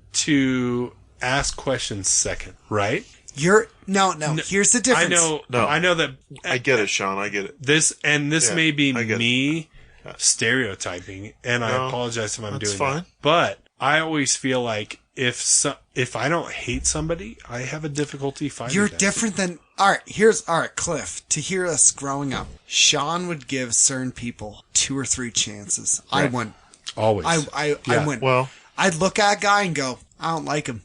I don't like him. Always. That's Yeah, all I that's need. true. Here's the thing. I had something... Jeez, I'm trying to think how honest... No, I'm just good. I had something in me, a void, deep pain. I don't know, it's from my dad. I love him now. I love him. But I had this deep pain in me, this anger, this hurt. That I didn't owe any human anything. I love you, man. They never did. Yeah, they never did anything for me. Right. No other human paid our bills. No other human made my mom stop crying when we couldn't pay stuff. No other human gave us food. No one was there when I got called gay slurs or stuff because I dyed my hair. No one was there when I got jumped by 3 guys. 4th grade, I'm 9 years old. So for me, humanity, I never walked into looking at humanity as, oh, they're such good people. I was like ready of, the second you call me white trash, I'm going to slam my fist so hard in your face. And it may not fix everything, but I'm going to go home, and at night when I listen to my music alone in my room, in my broken house, my stupid house that you call white trash, I at least got that shot. And that's why for 3 years, and you saw us after 4th grade, I found every guy who jumped me and fought them time after, even if it took 3 or 4 times. I think you wanted to look at guys, Sean, and say, this guy's not that bad, we need to give him a shot. I saw humanity as just people against me, and that I need to fight them and prove to them that I wasn't this trash that they said. And I didn't have a lot of love for them. I looked at especially rich kids. Oh my gosh. Rich kids to me were, you deserve to have my fist slam your teeth. And right or wrong, I think you had more empathy and more love. Whereas me, I thought if I just hurt people, if I just fought, someday it wouldn't hurt as much. But it didn't. I fought guy after guy and still hurt, saying, why isn't my dad who I thought he would be? Why is my mom who I thought she would be? Why do I not have as much money? Why is it I don't have the cool clothes? Why is it I don't have the cool video games? Why I never had what I was supposed to have. I had hand-me-downs, and it just, my parents were trying their best. But I don't feel like you had this animosity because you wanted to look at people and go, you know what, let's give them a shot. And here's the thing, there's nothing wrong with that, with looking at people and seeing they're human, because they are. Democrat, Republican, I don't hate them. I really don't. But I was trying to just go to school after, on any given night, the night before, my brother and dad had an 8-hour argument. And we had the same food for the 4th day. And I'm tired, and some kid comes up and calls me white trash. I'm just done, so I fight him. And here's the thing, I never said I was a tough guy. I just couldn't stand for that. I tried to be ruthless. I was small, I wasn't tough, but I thought if I was ruthless, if I picked up a rock, dirt, if I kicked him in the crotch, headbutt him. And I don't feel like you had that, because you had a kindness, I didn't, whereas I had something that was deeply hurt. And it didn't get fixed, but I tried so much to fix it with fighting. I fought and fought and fought. I still woke up and had panic attacks and depression, and that moment where I thought, maybe I shouldn't exist. And that's the difference between you and me. It's not that you're a bad guy. You're you're still my best friend, but I had this struggle of maybe I shouldn't exist. Maybe I am white trash. I don't know you had that. I feel like you struggle with stuff, but people thought you were pretty cool, whereas me, I was right, dude, I would fight the world. And for you, if someone said something about you, Clif, anyone, I was ready to fight the world. Because I had already accepted no man was going to be my friend. And they already accepted that I wasn't human. So I don't know if Clif gets some of that, but no, I understand. Yeah. I think I'm in between you two, right? Yeah. Even though I grew up poor and I grew up white trash, I grew up in Lemon Valley in a trailer. I stuttered. I mean, I fought a lot of people a lot. I fought the same guys over and over and over, but after a while I got tired of it, right? Like, I remember one of my earliest memories in middle school was this girl said, "You're stupid, huh?" And it was because I didn't talk. Because I stuttered. Like, I didn't want to talk. I didn't want to be made fun of by talking, right? But I was always at the head of my class. I won my county spelling bee twice. I won Washoe County twice. I didn't know that. Wow. Jeez. I know. I'm a smart guy. I mean, I thought you murdered them. I didn't know. know that. I just killed them and got first place. No, but for real, like, I was an AP student and in all the smart kid classes, but, you know, I was so oppressed by everybody else during middle school and high school that I wanted to be accepted so bad that I literally brought myself down to their level. Huh. Interesting. And I knew that I didn't drink, and I found that hardcore and edge was like my thing, right? But let's get real. Like, not a lot of our straight edge friends were very influential in a positive way. Yeah. I mean, let's just Get out of here. Yeah, weird. I mean, we fought all the time, But we stab people. and I don't necessarily regret those days because they made me who I am. I mean, that's cliche as right? But it's true. It just is true. And I mean, I wouldn't be where I am right now sure. if I didn't live that life. But I was the guy that I hated people, but I knew that there was a humanity to people, right? there you Like, go. Yeah. and I think I'm in the middle. Like, when I say I'm in the middle, I'm like, I understand Sean's point of view, and I understand your point of view, which is why I guess I was never super close to anybody because I kind of understood both sides, right? But now that I'm older, like, we've all matured and we all can come together. Yeah, absolutely. And it's really weird how I'm friends with the younger kids. And I mean, kids is dumb because we're not fucking kids anymore, but it's just a hardcore term, right? You're all young. Get off my lawn. Damn, get off my lawn. Get off my lawn. I listen to But, like, NWA. Get off my lawn. For real. But like, Seth and Brennan are two of my favorite homies, and you are too, Sean. Oh, thanks. So, like, I mean, you guys are all some of my favorite people. So, I mean, I kind of relate to the struggles that you've all been through, but I relate to being like honestly, to a kid that didn't have to.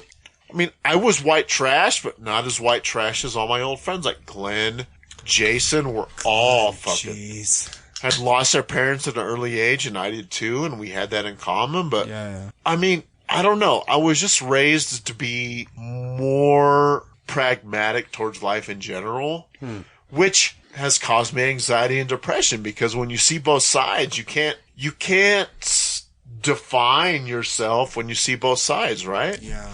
Like, if you see both sides, you can't draw the line in the sand. Yeah. It's You're not very difficult. subscribing to an extremism. Actually Right. seeing Yeah. people as human. How dare you, Cliff, Exactly. see humans We've as had this humans? discussion, Seth. Yeah, we've like, had this. Wow. when you identify with someone as a human, you can't draw the line in the sand. And as I get older, I do, but luckily I'm a coach and I work at a job to where I don't have to necessarily do that. Yeah. But I can go home and I can be myself. And Absolutely. I can come That's here cool. and I can be myself. But it's tough because in this world of constant bombardment by Jeez, yeah. media and people's opinion, it's really, really tough to be yourself. So I've always been that guy that's been able to see both sides, but that's caused me a lot of hardship in itself, right? Yeah. Like, which I understand both, but like, as you get older, you don't have to choose. You don't have to choose. You just be you, and that's fine. But I mean, I don't know. Like, I'm with Seth. I hate people. I love you all, but I hate you. I do. I hate you, but I love you. Yeah. I had this talk today, but I mean, people are so contrived, but they're so easily influenced as well. Yes, so you can't absolutely. necessarily blame them for their weakness. I don't know. Like, life is tough these days. Like, I'm really glad I'm not 20 in like 2019. But like, I'm glad I have the friends I have, and I'm glad that they have different perspectives. But I'm glad I'm smart enough to sort through all those perspectives and understand where they're all coming from. Like just understand their upbringing. Like, that's fine. Like not all of us are brought up the same, but we can still understand each other on a certain level, right? If you look at someone and say, they're only a Republican, they're only a Democrat, all right, you're going to stay there then. That's where you'll say. Yeah. You'll go to your channel, go to your news station and say, yeah, that's what they are. But if you look at them and go, no, this is a human. There has to be some reason they think this way. There has to be something. Exactly. Here's the thing. I have friends who, when I talk to Clif, I generally agree with him. I have other friends where I go, I don't know why you think that. Right. But they have a that's reason. okay. When you assume, no, they're stupid, they're worthless. No, there's some reason they came to that conclusion. And we can't have a discussion. Like, I remember, this is what's nuts to me. When George W. was running, Right. you could vote a different way and still shake hands. Sure. Still shake hands. But now, years later, you go, if you're voting a different way, you're a terrible person. I go, why did we give up that civility that if Clif, me, Sean, anyone goes a different way, they're less than human because we're othering people. We're going, no, you're not human. You're this. As opposed to... No, exactly. Dude, Exactly. I don't agree with all my friends. Why do I have to? You don't. Why can't I just look at Cliff, Brendan, anyone and go, hey man, so what's your view? And they tell me, I go, cool. And then I go my freaking job and do it and pay my bills. Why can't I go my job and just do it? And they go, no, I have to hate them. Why? I've talked to Cliff, Brendan, and newsflash. Hey guys, for anyone listening, they are not pastors at my church and I still did my job. Why can't we do this? Why is it so terrible? And here's the thing. You don't want to get messy. You don't want to talk to humans and actually get in their life and hear about how their kids are suffering, how they're struggling. You don't want to feel pain. You don't want to feel awkwardness. You want them to reaffirm what you already think. No, get in the awkwardness. Hang out. I've talked to homeless people who, guess what? They're diseased. They're struggling. They're tired. They have so many issues. Do it. You don't want to get into that. No, get into the messy. Talk to someone who is Muslim, anarchist, liberal. I don't care. Sit with them and talk. No, you want someone to affirm what you want. No, talk to them. Get messy. Go to your neighbor and go, hey, your wife has cancer. Oh, crap. Let's talk about that. Give them a dinner meal. Give them a plan like they have these meal plans. Do that. But we don't want to do that. We go, oh, I don't know. Cliff says this and that's uncomfortable. Oh, Sean says this. Oh, Brennan says this. Be uncomfortable. You are not living in a planet with people like you. Just deal with it. My son is going to have to go into a world of people who say, I'm not only a different religion, I might be no religion. I want them to walk away and say, no one loves me better than Seth's son. Exactly. I want them to walk away and go, man, they were so loving to me. I want to walk away where on my deathbed, I go, to the best of my ability, I tried to look at these people and go, you have dignity. And we don't want to be uncomfortable. No, be uncomfortable because there's this world of people who are so different than you where you might learn something. I have sometimes, and people don't like me saying this in my sermons or otherwise, I have sometimes learned more from people who hate my beliefs than those who are yes men and affirm me. And I got up there, I preached, and I went home like them, and wanted my family to thrive. There are people out there who you may not like. They want their kids to have good jobs too. They want their wives to be healthy. They want their husbands to be healthy. We're just not so different. We're not different. We're not. Sean, we're not different. We're not different. I want agree. Cliff to be 70. We're not different. Looking out a sunrise, and he has joy. I agree. We're not different, and we can be who we are, and we can find common ground, and we can be who we are. But you know what?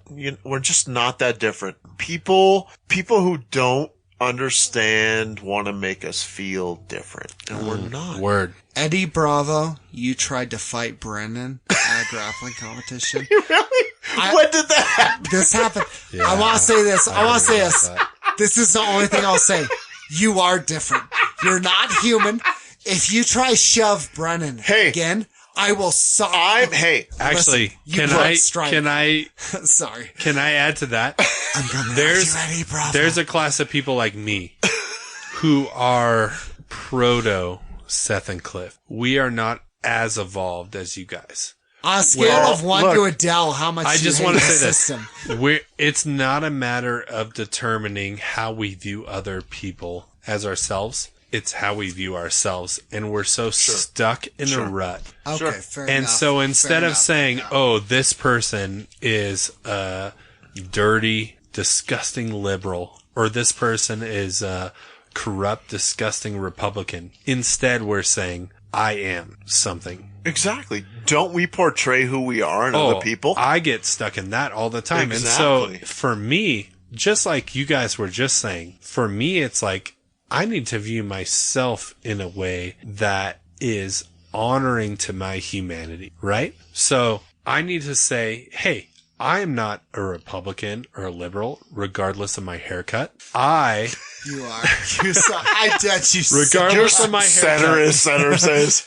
I am a Alt-centrist. human, Yeah. and I am created with this beauty and this love, and I need to regard other people that way. But before I can even get to that point of understanding that concept, I need to get to the point where I can understand I don't have to subscribe to any people group. Yeah. I can feel You whatever don't have I to want. follow the script. Exactly. You don't matter follow the whether script. you disagree with me or not. Exactly. I can do whatever I want. That's the world. That's you huge. have to follow a script. Exactly. Like, there's no reason why you can't like somebody or dislike somebody for who they are. Exactly. But that takes a lot of work, right? Like, I think Katy Perry is one of the best artists. I think she's really cute, and I think she needs to marry me right now. I'm That- sorry, maybe Johanna. the I know fact- you think that Katy Perry is, I don't Let him know. have But his piece, Sean. He needs to just speak saying. this. Johanna's the most beautiful girl in the world. I love synthesizers. I love simple emotion that is described in 20 words or less. I don't know about any of that, but I'm just saying, No, like, you do. it's You do. okay. It's okay if I like that kind of music. No, listen. I don't have to justify that to anybody. Linda, listen. So here's the thing. We should cut this out. Isn't it so crazy that, alright, so you wake up every day, go to your job, and you and I have had, and Cliff has had this, where you're at work, and it's your knuckles, or your joints, or your spirit, you're tired. And yet there are guys with different political persuasions, experiences, who are in the same place. We go, well, you're not the same as me. Right. And, Exactly. And when we look at them, we go, well, why do we think that? The media has literally said, hey, Seth, Cliff, they're not human. You are. Right. Right. Exactly. As opposed to how many of these politicians went to the same college, same place, and they're in power. We go, you know what the reason I'm poor is? Because these other poor people, listen to that term, poor people are poor, and they took my money. If they took my money while they're poor, I wish I could sit down with someone. Antifa, alt-right, it doesn't matter, and say, okay, I'm going to view you as a human. I'm going to give you time. Tell me, as a human, I'm not attacking you. Why? Why did you arrive at this conclusion? I don't agree. I may not agree. I've done this with my parents. Here's the thing. People think even in Christianity, no, there's not complete unity. Even in Catholicism, Of course. Islam, there's not unity. Of course. Atheism. Patton Oswalt argued with Dawkins. Sit down, go, hey, human to human. We've both been hurt. We've both been broken in this world that sucks. How did you come to this place that you think this? And listen. And people don't want to do this because here's why. If I surround myself with people like me, it's easy. It's easy. I can go, well, he affirms what I think. Right. Yeah, that's right. That guy's an idiot. Yeah, they suck. I can be snide. I can be sarcastic, condescending. I can go, well, yeah, they all think that. If I say, hey, you're different than me, tell me. I have to actually enter into their suffering and go, let me listen. Yeah. And it's uncomfortable. And we don't want to do that. We want to say, no. I'm Republican. Let's get all Republicans. No, I want someone who adamantly disagrees with me and sit there and go, I want to love you and hear why you suffer in this and what your dad did, your mom did, the pains, every time your knuckles break, every time your heart was broken, every time you were disappointed, every time you said, why is this world like this? And we're mad. Every time you watched a show you loved. As season finale. No joke. This sounds cheesy. A season finale. No, I get it. And then you sat outside your house and wondered, maybe it's only me. I want to hear that versus someone saying, here, you're all right. Yeah, I've already heard that. I can find my guys. I want to sit there in the darkness with them and go, why does this suck to you? And they go, because, and I hear their pain and suffering, because then I can actually be human with them. I gain nothing from guys who go, hey, let me regurgitate what you've already said, Seth. Which is why we're not straight edge anymore, dude. Yeah. Yeah. I mean, let's get real. Word. Yeah.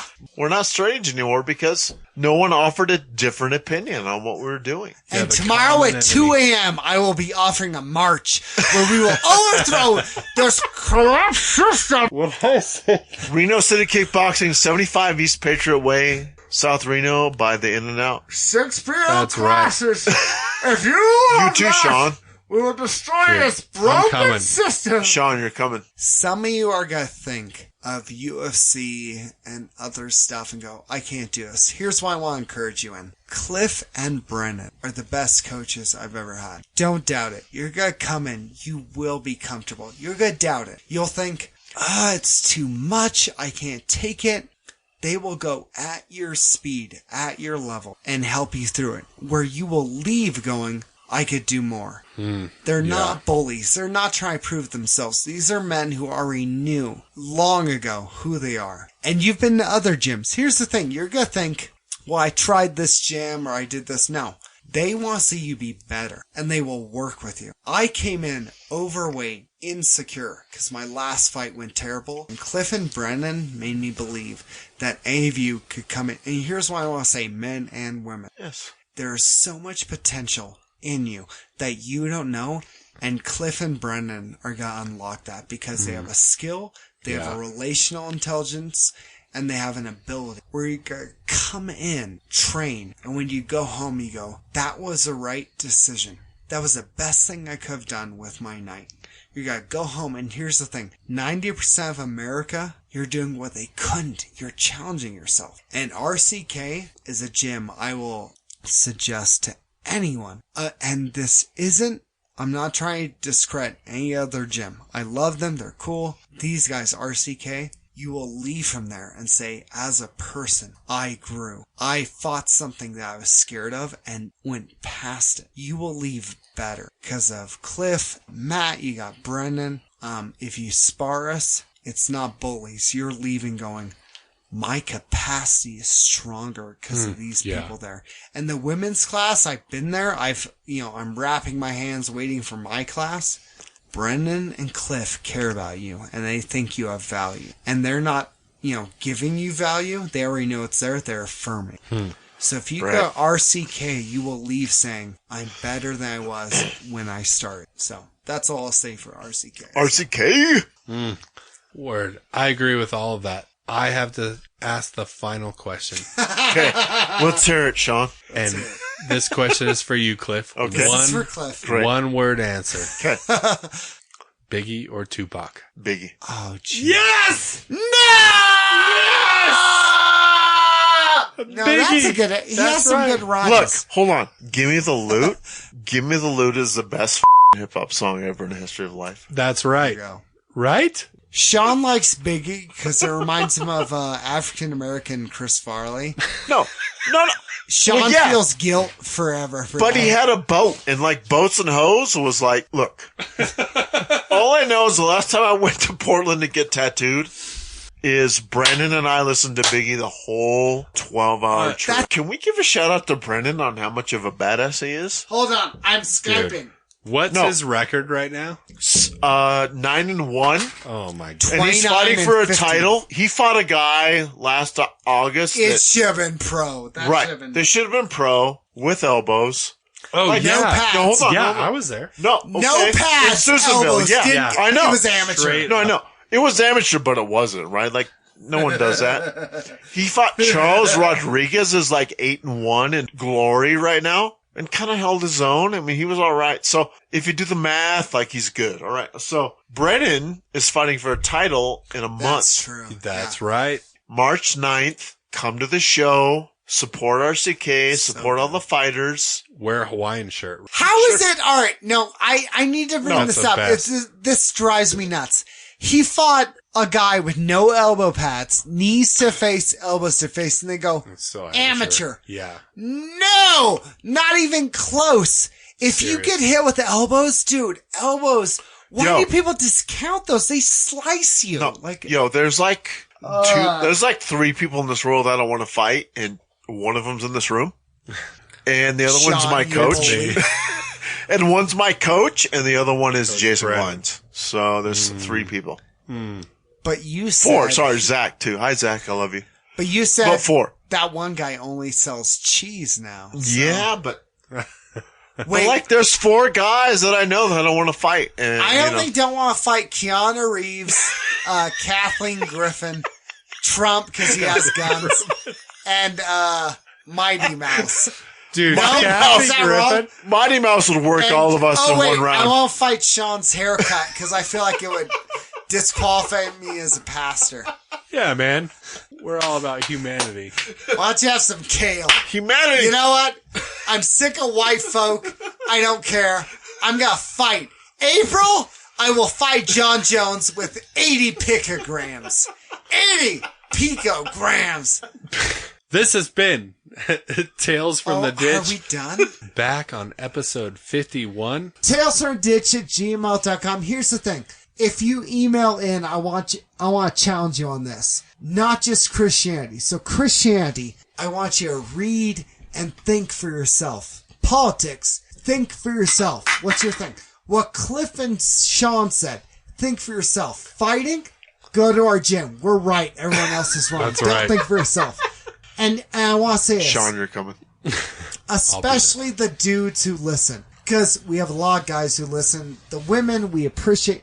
Listen to this podcast. I want you to go work the next day and have joy. I want you to be excited. I want you to be pumped up. Don't give up. Don't be discouraged. Don't be worrying. Listen, we can get together, 3 normal guys, and be pumped up. You could do the same thing and probably better. Go live your life. Be excited about this. And here's the thing. Even if you don't believe what I believe, you're Islam, Jewish, atheist. The next day, I care so much that you see you have dignity, worth, and that I care about you. And you could have a good day. Seriously. Work your job, get off, go home. Love your family. And then seriously, go to your family. And even if you don't have family, be pumped. Go train. Go have a night. Take some days, some seconds to look at this world. How much joy you can have. There's so much. Don't give up. So that's why I have to say, Sean's going to discourage you because he hates freedom. He's a communist. That's fine. And that's fine. He supports Stalin. He thinks he should have taken over. And you know what? Some people think World War II should have been different. Not me, because I love. But here's Sean. Go ahead, Sean. Cliff, do you have anything to add before we cut it out?